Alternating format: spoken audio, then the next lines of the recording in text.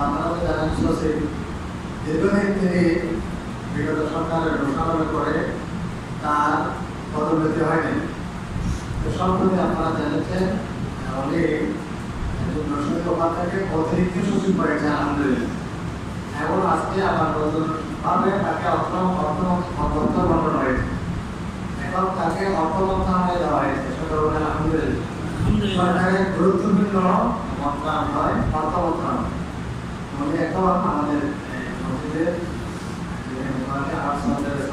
Doctor Mohiuddin পদোন্নতিতে অতিরিক্ত সচিব হয়ে বর্তমানে অর্থ মন্ত্রণালয়ে আছেন।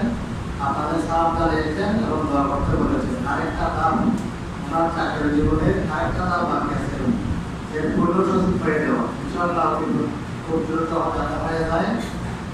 অত্যন্ত সহজ সরল এবং মানুষ সরকারের ঘোষণা পেলে সিনিয়র সচিব হয়ে যাবেন।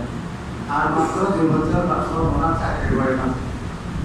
দোয়া করে আমরা আল্লাহ যাতে তাকে তার চাকরি জীবনের পূর্ণ মসজিদে সকলভাবে আমিন। আমাদের চালান জানিয়েছেন, দোয়া চেয়েছেন। খুশি খবরটা প্রথমে গতবারও তার মায়ের বলে আমাকে জানিয়েছেন, আপনাদেরকে জানাবো।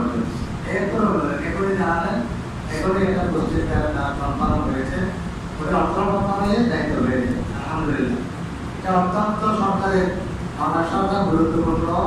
স্বরাষ্ট্র, পররাষ্ট্র, এরপর অর্থ, এটা অত্যন্ত গুরুত্বপূর্ণ মন্ত্রণালয়। এই মন্ত্রণালয়ে আল্লাহ তাকে দায়িত্ব পেয়েছেন। আমরা দোয়া করি আল্লাহ তাকে স্বচ্ছতার সাথে দায়িত্ব পালন করার অভিযান করে সকলে বলে আমি।